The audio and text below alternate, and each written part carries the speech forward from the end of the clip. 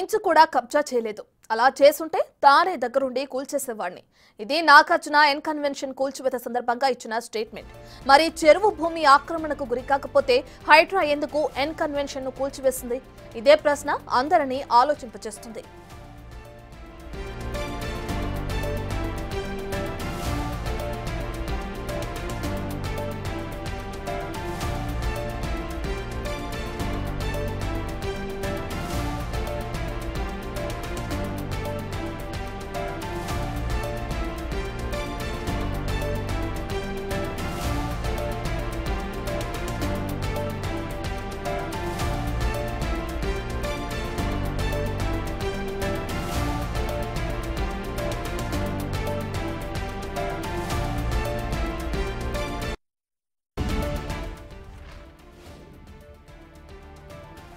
వాస్తవానికి ఈ ఇష్యూ ఇప్పటిది కాదు. తెలంగాణ రాష్ట్ర ఏర్పాటు నుంచి కొనసాగుతూనే ఉంది.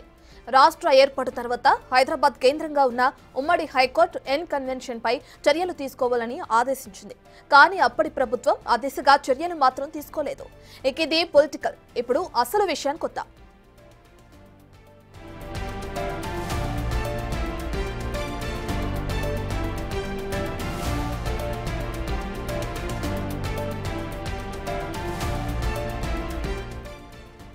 ఇప్పుడు మీకు ఒక వీడియో చూపిస్తాం.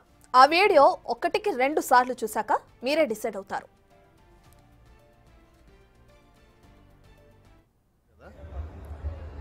తర్వాత ఇష్యూస్ అలా ఉండదు కదా.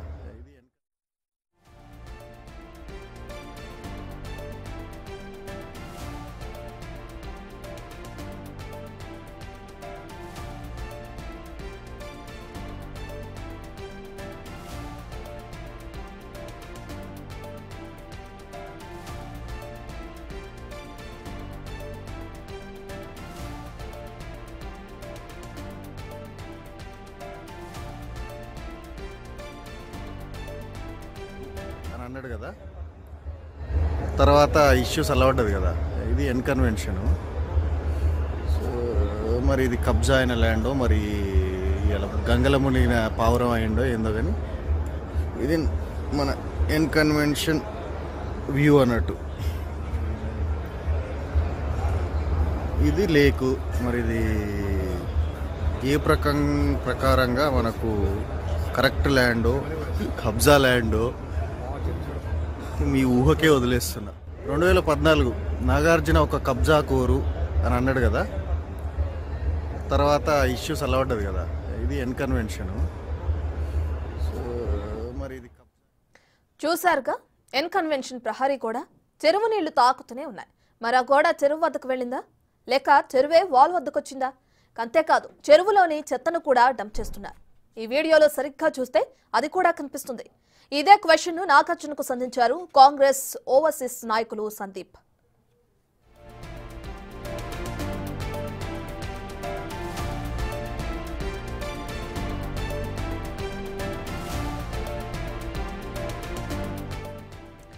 ఇంత క్లియర్ గా తెలుస్తున్నప్పటికీ కింగ్ నాగార్జున ఎందుకు ఇంకా బుకాయిస్తున్నారు అనే ప్రశ్నలు కామన్ పబ్లిక్ కు విసురుతున్నారు. అంటే అన్నీ తెలిసే ఎన్ కన్వెన్షన్ ను నిర్మించారని పిచ్చి క్లారిటీగా తెలుస్తుంది.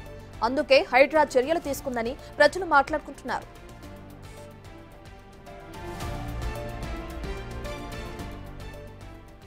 ఇక్కడ అసలు ట్విస్ట్ ఏంటంటే నాగార్జున స్టే ఆర్డర్ ఉందని చెబుతున్నారు. మరి హైడ్రా అధికారులు మాత్రం ఎలాంటి స్టే ఆర్డర్ ఇంతకు ముందు లేదంటున్నారు. అంటే ప్రభుత్వానికి తెలియకుండానే నాగార్జున ఏమైనా ఆర్డర్లు తెచ్చుకున్నారా, లేకపోతే ఎవరు అడుగుతారని లేదని ఉన్నట్టు చెప్పారా అనే డౌట్స్ కూడా రేజ్ అవుతున్నాయి.